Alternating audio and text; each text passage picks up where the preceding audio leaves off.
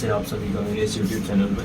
और आज हम यूपीएससी का फर्स्ट क्लास में सिलेबस को डिस्कस कर चुके थे, जो कि हिंदी साहित्य का सिलेबस है। आज हम देखने वाले हैं कहानी और उपन्यास को। तो चलिए स्टार्ट करते हैं।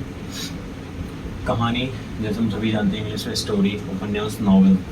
तो हमारे सिलेबस में कौन कौन सी कहानियाँ हैं, सबसे पहले हम ये समझते हैं। हमारे सिलेबस में दो प्रकाशन है जो हमें पढ़ने हैं, जिनमें से एक अमृत राय जी का है जिसका नाम है प्रेमचंद की सर्वश्रेष्ठ कहानियाँ। इसके अंतर्गत आपको 16 कहानियाँ दी गई हैं और जो अमृत राय जी हैं वो प्रेमचंद के ही बेटे हैं, तो उनके द्वारा ही प्रेमचंद की जो सर्वश्रेष्ठ कहानियाँ हैं उनका संकलन किया गया है। तो इसके अंतर्गत आपको कुछ 16 कहानियाँ पढ़नी है। और दूसरा है एक दुनिया समानांतर।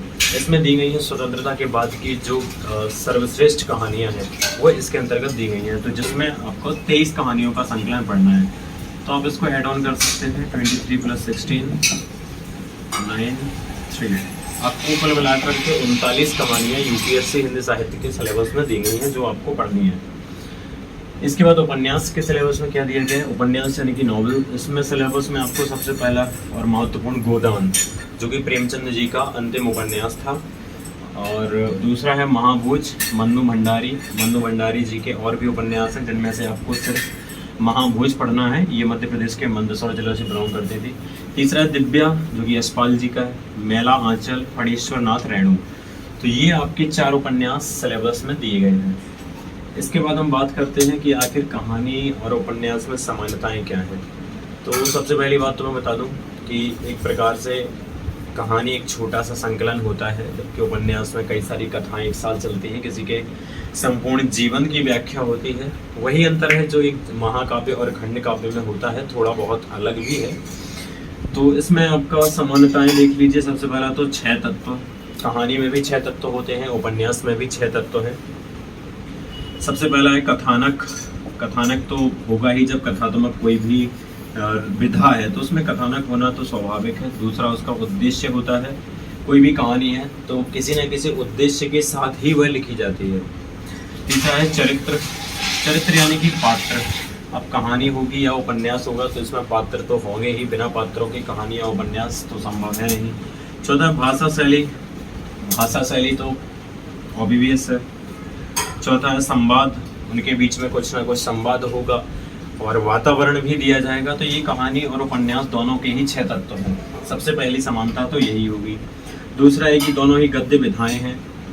तो जैसा कि हम सभी जानते हैं कि साहित्य की 3 विधाएं होती हैं, पद्य, गद्य और चंपू काव्य। तो ये दोनों गद्य विधाओं के अंतर्गत ही रखे गए हैं और दोनों में काफ़ी समानताएं हैं, जो कि हमने यहाँ देखा भी। दोनों के ही 6 तत्व हैं। तीसरा है कि दोनों ही कथात्मक विधाएं हैं। दोनों में कथा के फॉर्मेट को अपनाया जाता है, लेकिन कथा में और इसमें एक बहुत बड़ा अंतर भी है। कथा के अंत में जब भी हमें बचपन में कथाएं सुनाई जाती थी, कोई भी राजा होता था, कुछ भी होता था, तो एंड में उससे हमें एक सीख मिलती थी। इसमें भी सीख मिलती है, लेकिन ज़रूरी नहीं है कि हर एक कहानी में आपको कथाओं की भांति यथार्थवाद दिखाई दे। हाँ, कथाओं में जो यथार्थवाद दिखाई देता है, अब जो कहानियाँ हैं उनमें कहीं ना कहीं रियलिस्टिकनेस दिखने लगी है। यथार्थवाद को कहानियों में यथार्थवाद दिखने लगा है। पहले जो कहानियाँ जो 1 मिनट में लिख देता हूँ, कंफ्यूजन हो रहा है इसमें। कथा और कहानी। कथाएं जो थी इनमें आदर्शवाद को प्रमोट किया जाता था। एंड में कुछ ना कुछ निकल के आता था जो हमें सीखना होता था। कहानियों में आदर्शवाद की बजाय यथार्थवाद को ज़्यादा महत्व दिया जा रहा है। तो ये कथा और कहानी में बेसिक डिफरेंस है। इसमें आपको आइडियलिज्म दिखाई देगा और स्टोरीज में आपको रियलिस्टिकनेस दिखाई देगी, रियलिज्म दिखाई देगा। फिर इन दोनों की समानताओं को देखते हुए कुछ विद्वानों ने कहा कि कहानी और उपन्यास में कोई अंतर नहीं है, बस एक बड़ा है और दूसरा छोटा है। तब इस बात पर व्यंग करते हुए श्री बाबू गुलाब राय जी ने बोला है कि दोनों को एक समान कहना उसी प्रकार है जैसे बैल को आप छोटा मेढक बोल दें और मेढक को आप छोटा बैल बोल दें और बैल को बड़ा मेढक बोल दें। तो ये उन्होंने व्यंग किया था कि दोनों ही अलग अलग हैं और इनमें कई सारे डिफरेंसेस हैं। हमने इसमें सिर्फ समानताएं देखी हैं और जो हमारी कहानियां हैं और उपन्यास सिलेबस में वो देखी हैं।